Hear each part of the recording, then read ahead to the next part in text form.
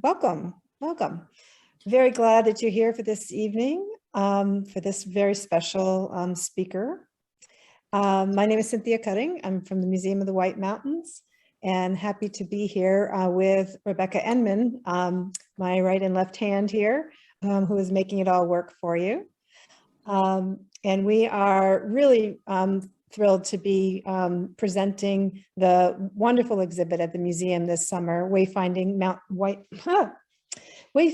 Maps of the White Mountains. Good one. And very glad that some of the people who actually have made that happen are here with us this evening. So just a few thank yous before we get started. First of all, I'd like to thank the members of the Museum of the White Mountains who have made our work possible to continue through the last unpleasantness and made it possible for us to open the museum again this summer. So thank you to those of you who are our members. We appreciate you so much. Thank you in particular to our Museum of the White Mountains Advisory Council.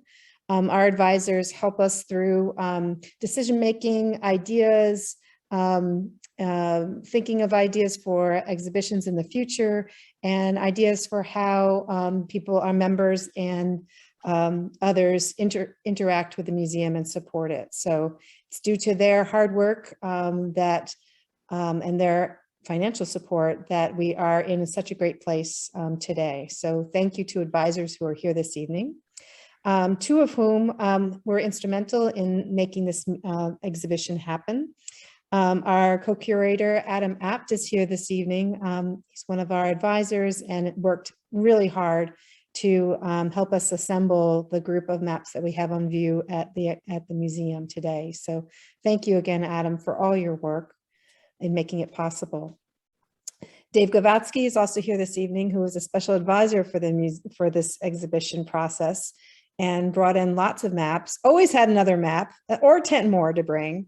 And thank goodness, because he brought in great ideas that made the layers of this exhibition really work. So thank you, Dave. And thank you to New Hampshire Humanities for supporting this summer speaker series this summer.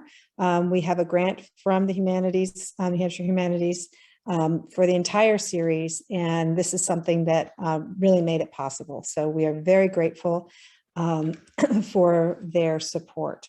And when you all as participants get your follow-up email after today, you'll be asked to complete a survey that is part of the work that we need to do for our grant. So it tells the humanities how this all worked. So please click on it and complete this survey. It doesn't take very long. Thank you so much.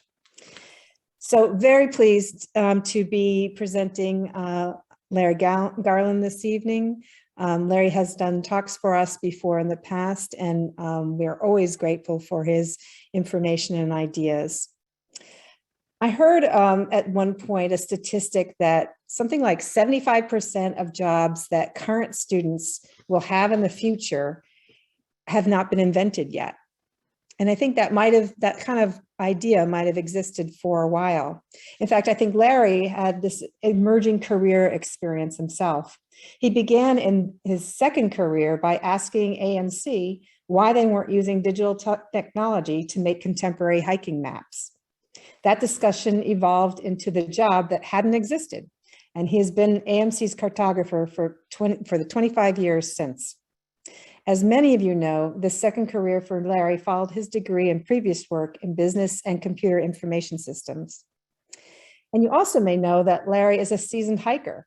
He's redlined all the AMC White Mountain Guide trails and has hiked all of the 3,000 footers in the state in winter.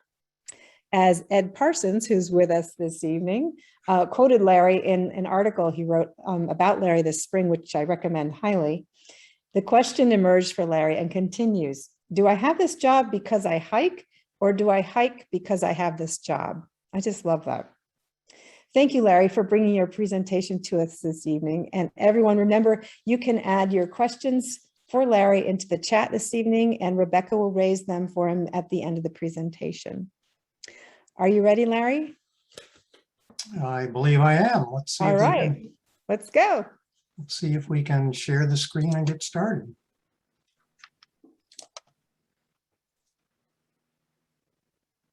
You see my screen? Not yet. Here it comes. There you go. Does that work? Yep. Excellent. Well, thank you, White Mountain Museum, for the opportunity. This is going to be fun to talk about what I do with my time all day. It's been a great series. I haven't yet been down to the museum to see the displays, but I hope to do that soon. And I'm happy to make this contribution to your program. So as Cindy said, I've been making maps for the Appalachian Mountain Club for about 25 years. In addition to that, I also do trail inventory and trail assessments for various different clubs and organizations. And I assist with the research department doing GIS analysis in their policy work. And I'll mention a little bit of that when we get into the presentation here. So with that, I want to know why my slides aren't advancing. Yoo-hoo.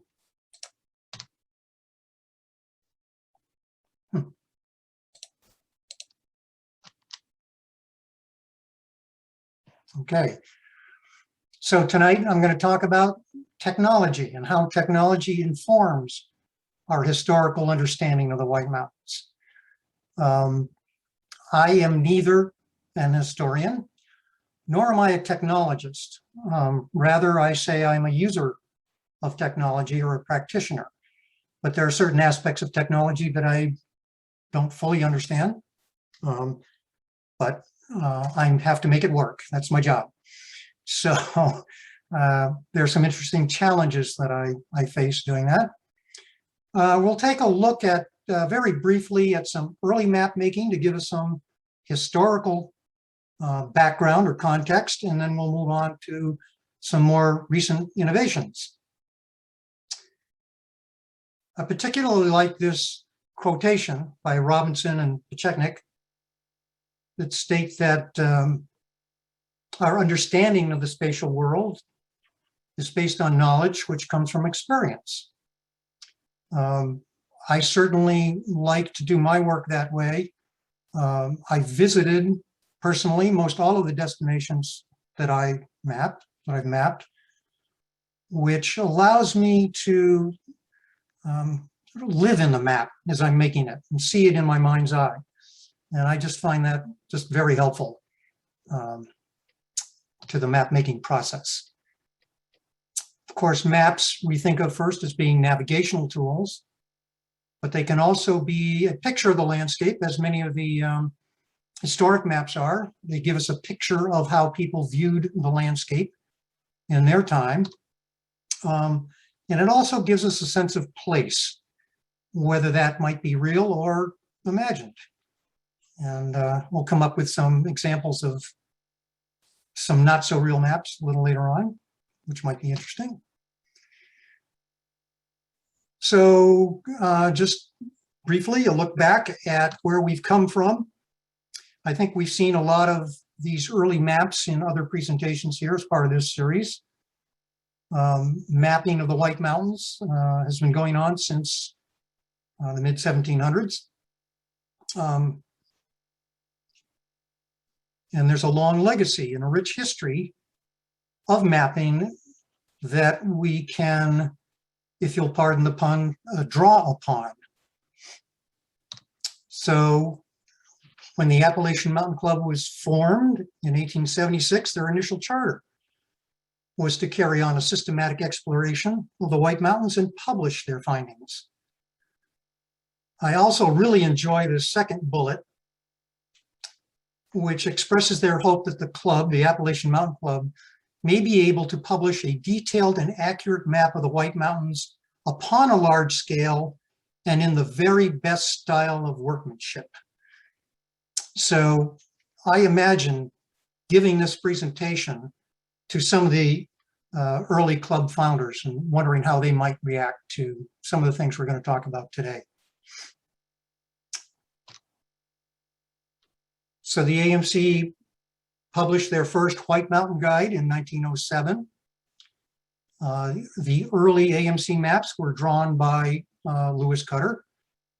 And in fact, those Cutter maps were still used by the AMC right up until the 1990s, when I was essentially hired to replace them with digital product.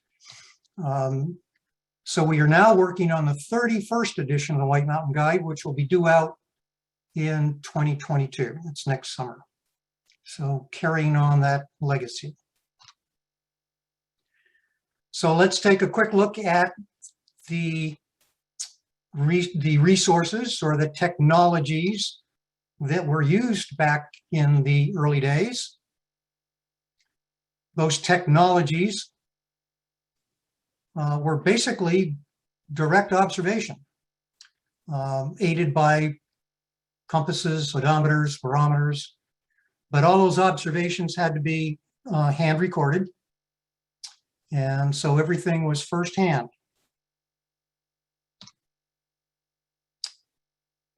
With the advent of electronics in the early 20th century, we then developed tools such as sonar, radar with oscilloscopes, stereo plotters, and orbital satellites, which really changed how we can see, if you will, the world around us and record it other than through hand notation.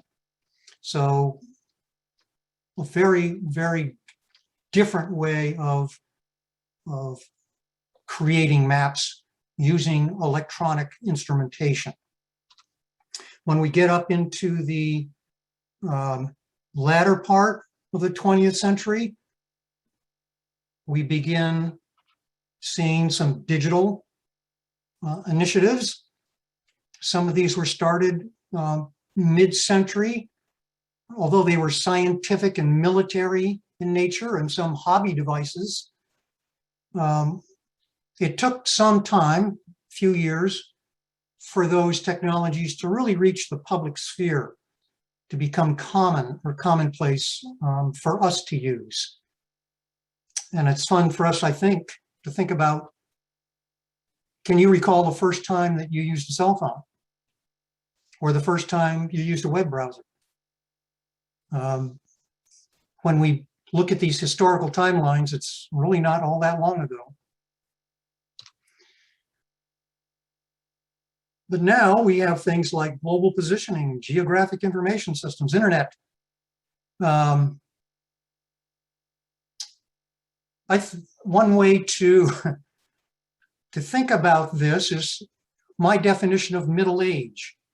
Is, can anyone under the age of 40 imagine a life without these resources that we are so common today?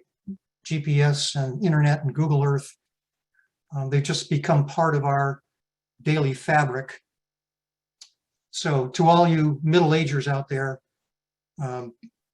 here we go. I'm going to just briefly, most everybody I think is familiar with internet and Google Earth, smartphones, so I won't talk about them, but I'm just going to spend a minute on the GPS and LiDAR, which are technologies that you may be less familiar with. With any technology, you get what you pay for. They can range from inexpensive convenience to highly scientific instruments. So here, the examples of GPS, you know, they make GPSs specifically for hiking or for running or for fishing or your pet. Or playing golf. So all of these are kind of miniaturized devices that are, I will call, devices of convenience. They are quite different than some of the tools that we use in our map making, which is much more sophisticated and obviously much more expensive. So technology has many flavors.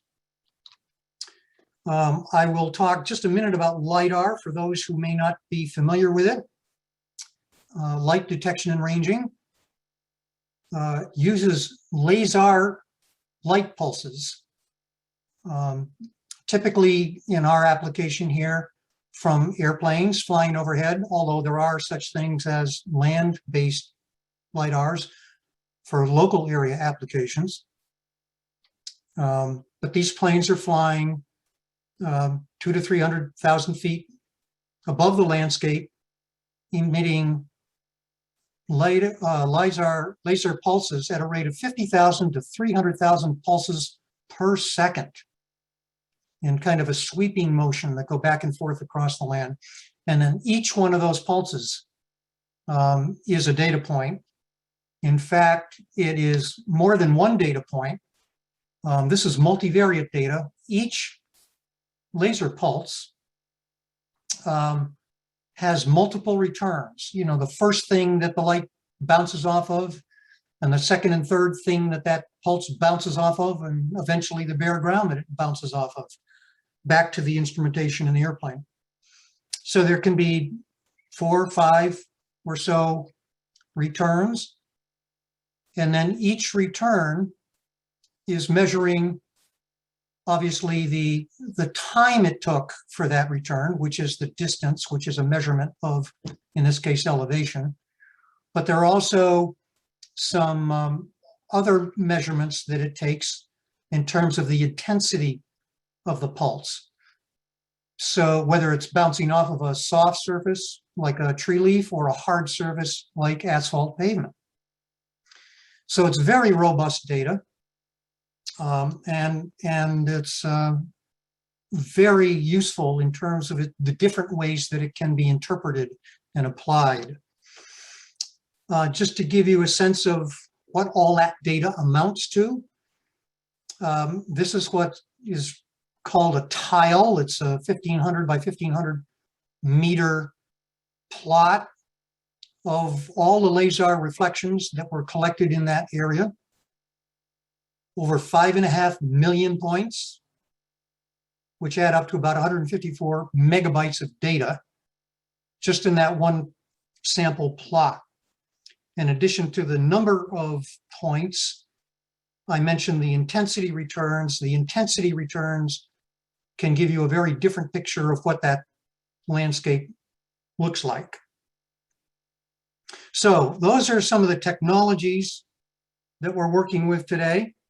And so now we're going to talk about sort of the impacts that those technologies have on how we go about making, reading, and using maps. And I'm going to discuss this in 6 different themes. Themes of availability, content, resolution, accuracy, temporal change, and visualization. And we'll talk about how the effects or impacts of technology affect all of these different themes. So first of all, availability of maps. I wonder how many Bond or Pickering maps were actually printed and available. If you were an adventurer back in the day and you wanted to go out and explore the White Mountains, would you be able to get a copy of a map? I don't know the answer to that, but I don't think it was very many copies that were available for people to use. Up until the USGS started their topographic program back in the late 1800s of producing quadrangle maps that eventually would cover the entire United States. So really, throughout the most of the 1900s, these were the go-to maps. You know, these were they were consistent, they were reliable, general purpose maps, which were readily available in print at your local bookstore, or you could order them through USGS. Very, very accessible and very handy to have. They were, of course, printed on paper at that time. But then we saw a change when print production went from offset print to digital printing. Because once print production went digital, then it was very easy to submit digital files to these production houses, and get virtually anything you could create digitally in print. And for example, these are all maps that I've worked on in the last few years, created digitally and sent off to printers, and are now available in this general region for these different clubs and agencies. So a proliferation of sources for maps. In fact, you can look up on a website from the USGS their entire historic topographic map collection. All the maps that they printed through their history can be viewed through the Topo Viewer. And I find this immensely helpful to go back and look at the topographic quadrangle maps when they were still cartographic products pre-2000, before they became automated, because I can see the way the cartographers referenced features and splined their labels and annotated. And so I use those as a primary reference in a lot of my work. And it's fun to flip back and forth between an early map and a later map and see what's changed. So it's a great resource in the map collection. We also have a proliferation of availability when it comes to digital platforms. And what I mean by platforms are, these are all now web-based or internet-based or in the cloud that are dynamically rendered on the fly. So when you call up a map, you're going to get something that's generated in the moment from data that's in their databases on their back end. And they're produced by, well, Google Maps. I'm pretty sure we've all used Google Maps that are generated dynamically on the fly. Google Earth is another example of a dynamic digital platform.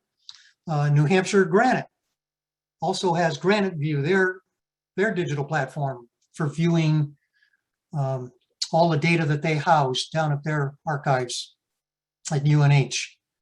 And of course, the USGS has their digital platform called the National Map, where you can look at all the digital data that the USGS has in their databases, the same data that they've been using in producing their maps all these years. So in addition to the digital platforms, we now have a huge amount of availability on crowdsource maps and apps. This is what I would call daunting terrible in my lexicon here. You may have heard of some of them. There's All Trails, Strava, Atlas, Avenza, Main Trail Finder, yada, yada, yada, yada. They just go on and on. Everybody seems to be making an app these days, which sort of leads to the question, there's so many sources that try to differentiate themselves. Are they really differentiating themselves on just the look and feel, or is there some differentiation in terms of the actual data that they're deploying? Let's say the credibility of that data, the reliability of that data. Where do they get their data? Okay. Well, we're now seeing that data is becoming prolific.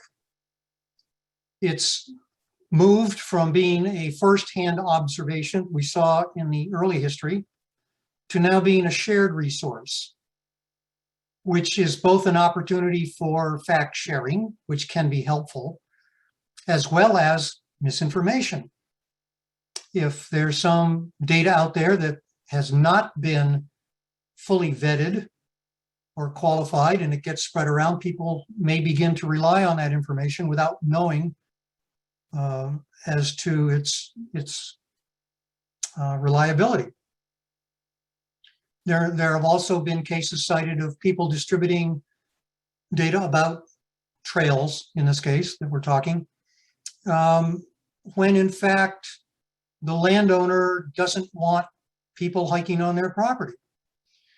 So we've had cases of misinformation being deployed, inviting people to abuse privileges of access to land and resources. So let the buyer beware. All the information you see may or may not be vetted or entirely truthful. Data also comes in many different formats. If you obtain data from an outside source, it could be a KML, a shapefile, a geodatabase, or any of many proprietary formats which are available. So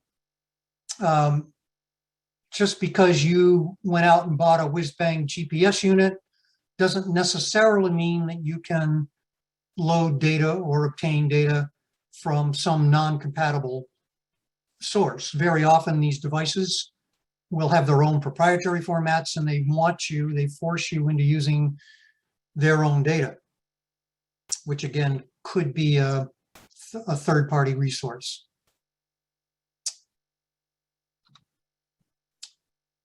But I'm sure if you get online and browse, you'll find plenty of data.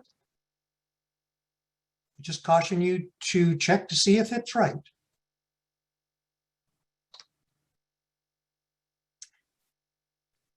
So the content that goes into making maps derives from this data that can be acquired from various sources.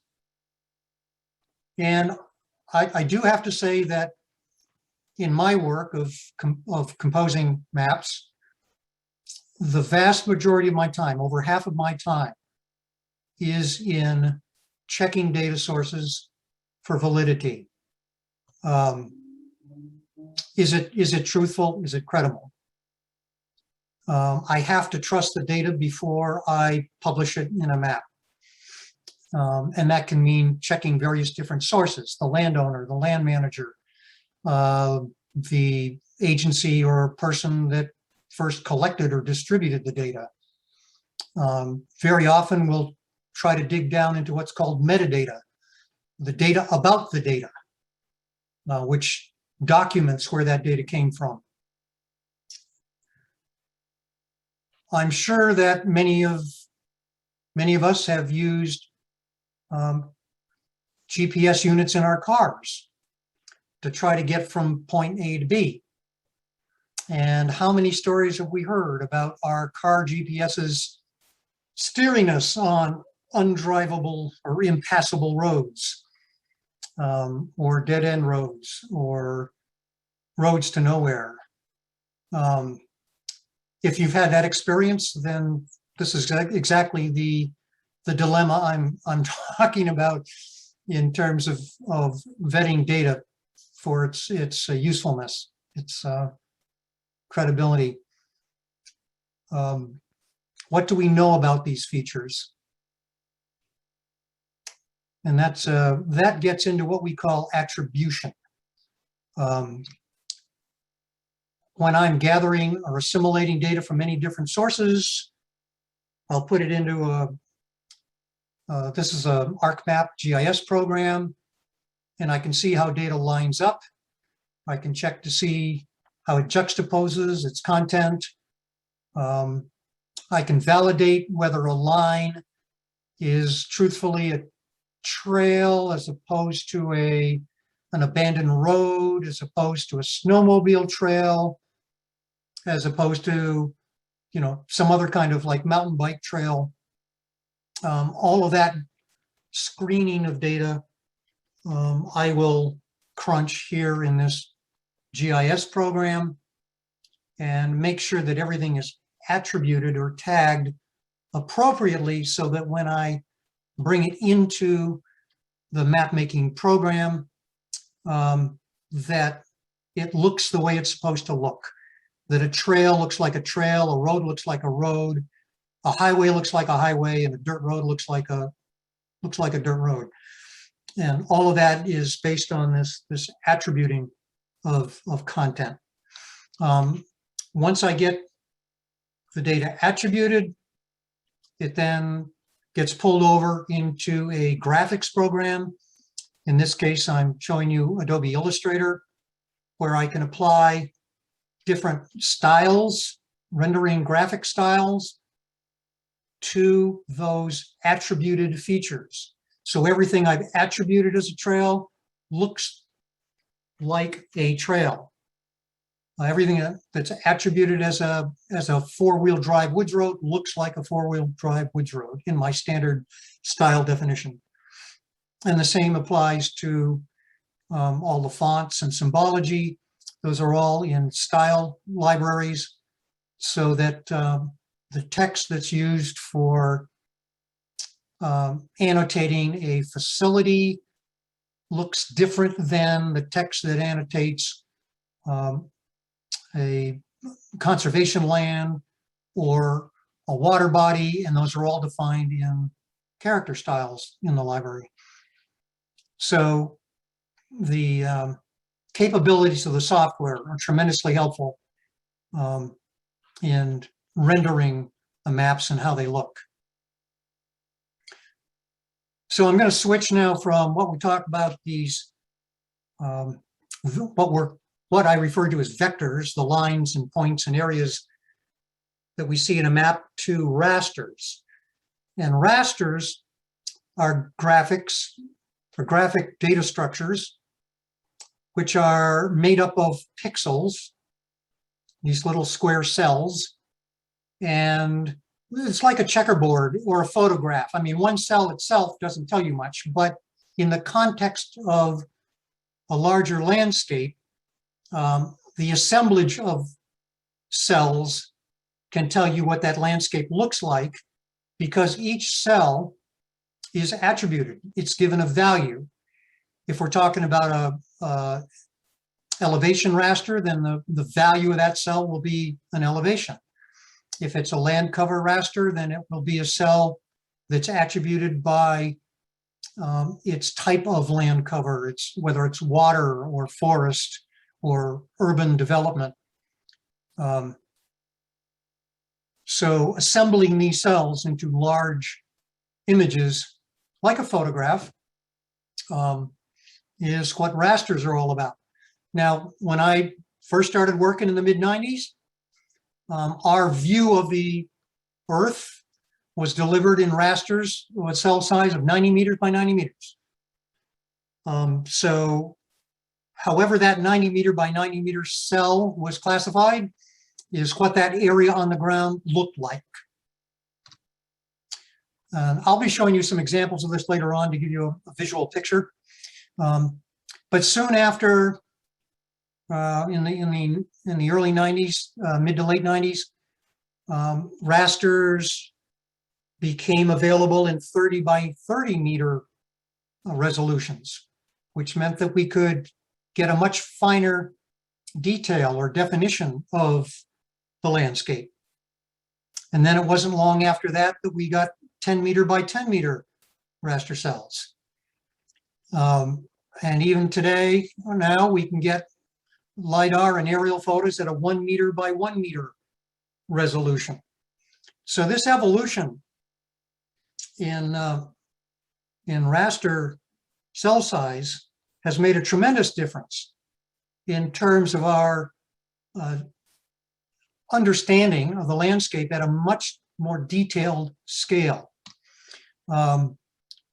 Here's just a simple chart on how many cells it takes, to make up an acre. When we were dealing with 90 meter cells, an acre would end up being classified as the most predominant value in that 90 meter cell. So if you had mostly a lake, but some forest and some development, if the majority of that cell was lake, then the entire acre would show up as being water, which isn't necessarily truthful, but it was the predominant value of that area. Well, now when we get down to 10 meter and 1 meter cell sizes. We now have, 40 cells per acre, 4,000 cells per acre, so that we can now see that acre being described as combination of, bits of water and bits of development and bits of forest. So a much more detailed view of the landscape. And just for context, the White Mountain region that we map commonly is comprised of about 10 billion square meters. So if we're talking about rasters of 1 meter cell size, that's 10 billion raster cells. That's the kind of data that we're working with today in terms of making the maps that we make today. And to give you a visual image of those raster cells, here is a comparison of some imagery based on a coarse 1 meter orthophoto, and then the same area with a 1 foot resolution aerial photo. And I'm going to try a little trick here if I can. I'm going to switch to another program if this works. Can you all see that? Okay. Here's that same image I showed you earlier, which is the 1 meter cell of a mountain ridge, which I think many of you might be able to recognize. Do people recognize the carriage road going up Mount Moosilauke to the South Peak and the ridge over to the bare summit of Mount Moosilauke and the Jabalukta ravine down here? Now, this is all very interesting to us because we can see a lot of detail. But before we had this 1 meter detail, we were looking at those coarser images where you don't see nearly the same detail, of the rock slides in the ravine. Much coarser definition here. And even before that, if we're looking at the land cover data, which was 90 meter cells, there's a whole lot of forest and just a little bit of bare ground, which isn't very helpful. But that's what we started out working with. I can also just switch over to a coarse resolution elevation model. These again are 90 meter cells. Each one of these squares you see is a 90 meter cell, and each of those cells has an elevation assigned to it. So it's kind of a blocky representation of what Mount Moosilauke looks like. But if we can get a higher resolution, 30 meter cells, we get a little bit more definition on the ravines and the steepness and what's going on with those cells. And then, should I give you a LiDAR representation? All right. This is what a LiDAR representation of that same elevation model looks like. So much more detail. You can zoom in and see things much more closely. And if you're into, mineral sampling underground, you could look underneath and see what's underneath too. So, all right. So that's just a pictorial representation of the kinds of data we're working with today that we can reference, that we can use in underlaying our maps. And it's another whole technology. So let me get back to, if I can get back to my presentation.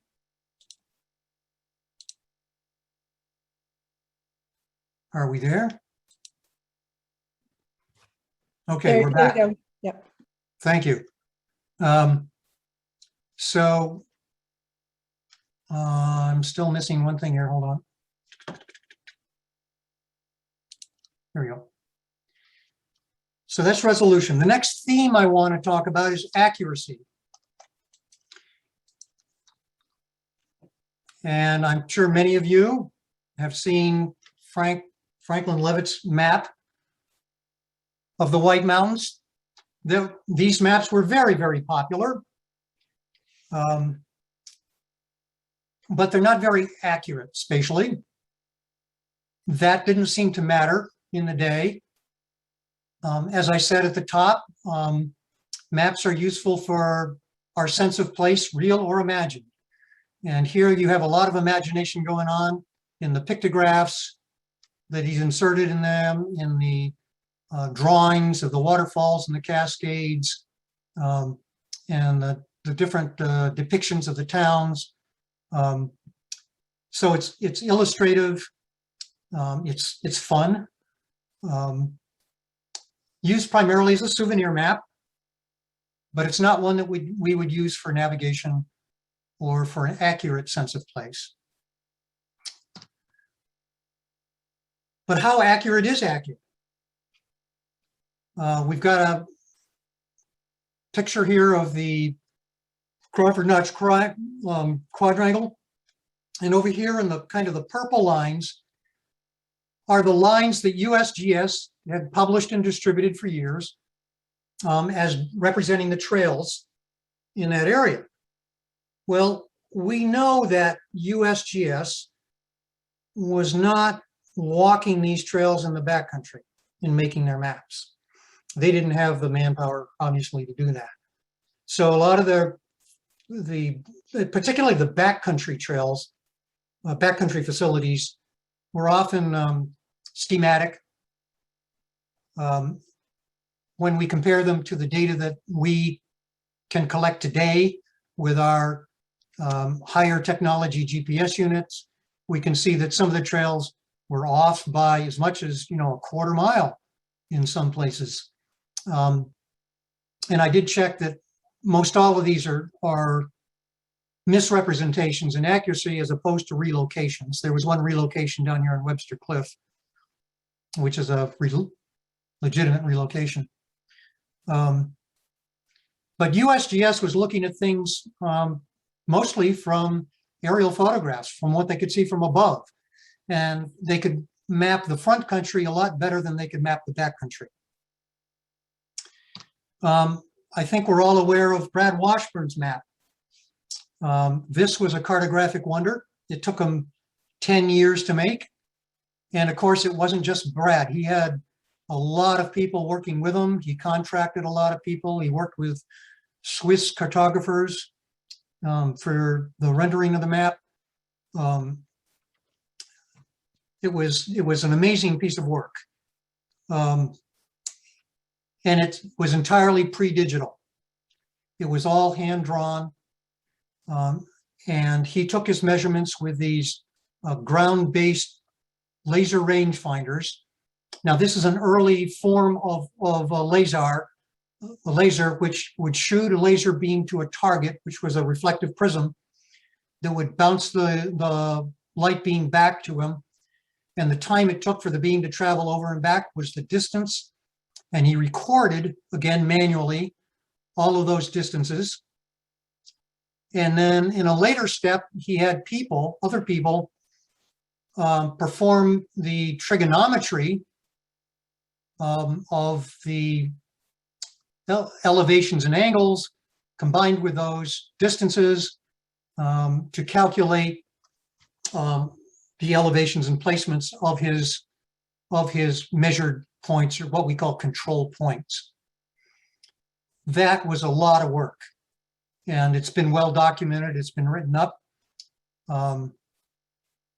But it's interesting, again, as technology evolves, to look at his work and compare it to what we can do now. Now, no, this is by no means any disrespect for Brad Washburn and his work, but I did want to see what he was able to do given the tools that he used in his time. I was able to obtain this logbook from Peter Crane at the Mount Washington Observatory, who has archived a lot of Brad Washburn's work. And this is a typewritten manuscript of each of his control points that he triangulated in his study. And there are over 200 of these control points that were documented. Well, I scanned this document, converted it into readable type, put it in a spreadsheet, and then through some other hoops that I had to jump through, converted it to data points that I could lay on the landscape and compare them to our current LiDAR terrain models. And surprisingly enough, I would say that out of his 213 control points, 80% of them were within 6 feet plus or minus of our LiDAR terrain models, which is pretty remarkable. And then you can see that he had almost 94 or 93% of his control points were within 10 feet. And in the scheme of things, when you're talking about the White Mountains, 10 feet is a very modest amount of tolerance, given the amount of work that went into calculating those points. But accuracy is also elusive. The green lines on this diagram are the lines that, again, Washburn drew on his map, compared to the red lines, which is where we know the lines are today. Now, accounting for this difference, in this particular case, up on the north slope of the Presidential, is kind of curious. I called the Randolph Mountain Club and asked them if there had been any trail relocations in this area. And they said no, that they weren't aware of any trail relocations. But when I was walking up the Randolph path with my data logger, which would have been on the red line, I got to this point where my data logger showed me on the green line, which was Washburn's plot of the Amphibrock Trail. So I was thinking I knew I was on the Randolph path, but according to his data, I was on the Amphibrock. Well, again, no disrespect for Brad, but if you look at his control over here, he says that trails were surveyed by aerial photos and his later laser equipment, in addition to tape and compass traverse in dense forest. Well, these were areas of dense forest that he could not see with his laser equipment. And so again, like USGS, these lines are more schematic than they are accurate in our terms today. But again, the difference back in the 1980s, that kind of distance was accepted tolerance for the tools that they had, and far and away better than what we had prior to his work. So again, just a comparison of what technology can tell us at the time. And if we're talking about accuracy, of course, USGS does have published standards in terms of what the parameters that they work with. Back in the days of the topographic quadrangles, they had a horizontal accuracy standard of 40 feet and a vertical accuracy standard of half a contour interval. Well, if their contour interval was 20 feet, then their elevations were expected to be within 10 feet of true. Then up in 2009, as a result of the American Recovery and Reinvestment Act, that was Obama's initiative, we came up with the Geospatial 3D elevation program. They published new standards with a DEM, or of elevation model accuracy, of 3.4 meters. Then in 2018, with the advent of LiDAR, we have a quality level 2 with vertical accuracies targeted at 7.7 inches non-vegetated or 11.8 inches vegetated. The actual practice today with modern equipment is that they can achieve accuracies of 9 centimeters or 4 inches of vertical accuracy on the ground with LiDAR. So moving on to temporal change, changes through time. Many of you have probably used Google Earth, and there is a tool in Google Earth called a time slider. And if you slide this back in time, you can get imagery of different dates and compare. For example, we can see that there are some clear cuts here that were very evident in 2009 that are fading by 2011, being grown in. And then 2011, there are some new clear cuts that were not evident back in 2009, and that's just a span of 2 years. So these are tools we can use to look at change over time. And I can also point to an example that the AMC used to study satellite imagery, comparing images in the late 1960s to the 1990s.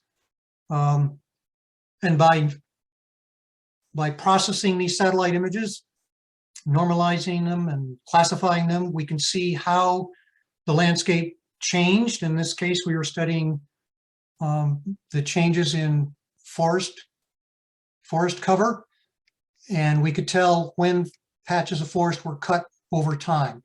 And you can see the extent of the forest cutting in those different eras. So another tool that we have in studying temporal change or change over time. We move on to visualization, and I showed you an example of that just a minute ago, where we can use different effects like hill shading, shaded relief. We can study slope and aspect to get a better visualization of what terrain actually looks like. And we can break that out into view sheds, watersheds, as well as you're probably familiar with the Google Street Views and fly-through videos. All different tools we have for visualizing the terrain. And I'm going to give you another example of the juxtaposition. On the left here, we have a study that AMC conducted of the Alpine zone up on the presidential range. Here's Doug Wyrock doing a plot of vegetation up in the Alpine with the Robinsiana, Potentilla Robinsiana, which we were trying to protect at the time. It's since been taken off the threatened and endangered list due to our work and the work of others. But we plotted the alpine communities above tree line and then again superimpose those on maps of slope and aspect to see if different plant communities adapted to northern exposures versus southern exposures, to steep slopes versus more shallow slopes. So it's a very helpful tool to be able to juxtapose that information. Another common example is in resource management are these co-occurrence models, where you take layers of lakes, ponds, and wetlands and overlay them with other superficial features, forests, slopes, developed areas. And these tools are commonly used by land trust and conservation organizations to study where resources might exist that they want to protect or they feel might become threatened. It's a management strategy made possible through this GIS analysis of juxtaposing information. And it's also useful in baseline studies, because what we map today, we can compare with the same maps of the past or maps of the future, and we can see how landscapes are adapting and changing over time naturally. Just one more example here of some of the work that we've done at the Appalachian Mountain Club using GIS visualization.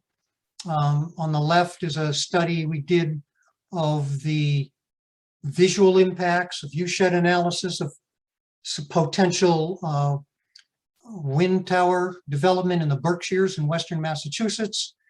In the lower right is another example of proposed wind towers on a ridge, and the gray areas being the visually impacted or potentially impacted areas of those wind towers. And then up above, one of our favorites of the proposed Northern Pass transmission line that was planned to be built up here. This is a view of through Campton, right off of I-91, where they used photo simulation to show what a new transmission corridor would look like on that landscape. So photo simulation is another tool that we have in visualizing landscapes, what they might look like, could look like, based on spatial information. So where does that take us? Maps of the future.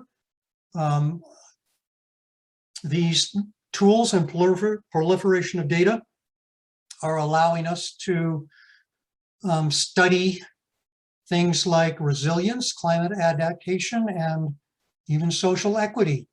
Some imagery here. These are LiDAR-derived images where we can see the effects of potential sea level rise, or social equity in terms of access distribution of resources to neighborhoods by income level or race or ethnicity or many of those other parameters. So these are some of the studies that we hope to be doing in the future with this capability and new technologies. So that's going to wrap it up for what I have, and I'm happy to take questions and discussion. Wow, Larry, thank you so much. My brain is really full. That, like you said, that you promised, that was a lot of material, and boy, really, really, really cool. Thank you so much. Terrific. So please put any questions you might have, folks, into the chat, and Rebecca will raise them for Larry to respond to. And while you guys are typing, I've got a great comment from Adam. So during your talk, Larry, you asked how many bond maps were printed, and Adam, of course, figured that out. He estimates no more than 1,000 and probably only a few hundred. And he's got a kind of an explanation if anybody wants to read that. But yeah. Well, thank you, Adam, for that. I was curious about that and what kind of map resources common people had in the day for going out and exploring the terrain. So that's very helpful.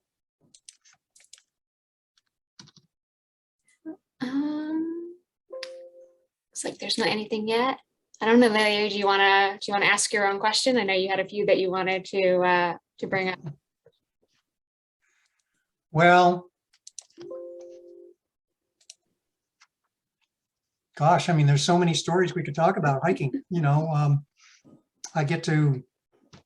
I'm making maps not just of the White Mountains, but all over the Northeast. So I get to hike up in Maine and Massachusetts, New Jersey, New York.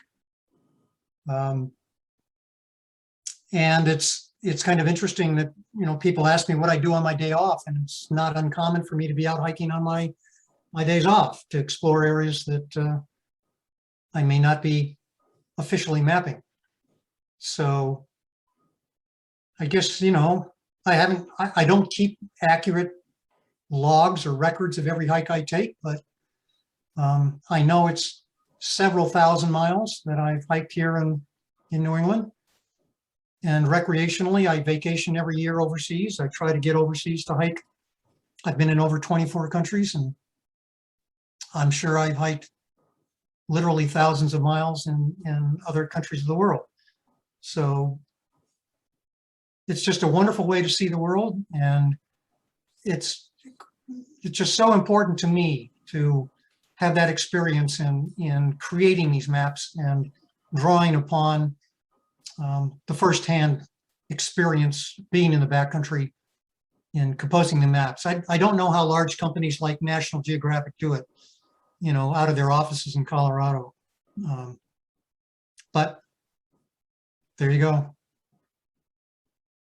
Thanks, Larry. Got some really nice comments. What an impressive job, sophisticated and informative. Many thanks. Oh, and we just got a question from Robert. What historical items are currently mapped digitally? I'm thinking specifically about the old base road to the COG and Ethan Allen Crawford's trail up Mount Washington from Fabian. There is I had mentioned that there was a source of all the historic USGS maps. There's also a website, I believe it's called Earth Explorer on USGS, where you can go back and retrieve data that's not current from the past. If you want to be able to dig up some historic data and compare it to current data. Was that the question that was asked? I think so. This person was asking for specific areas, but well, on the Earth Explorer and even on the national map, the current USGS website, you can search by location, you know, drill down on a specific location and find out what information is available in that area. Yep. Awesome. Yep. I'll definitely include both of these in my thank you email. I'll include these links tomorrow.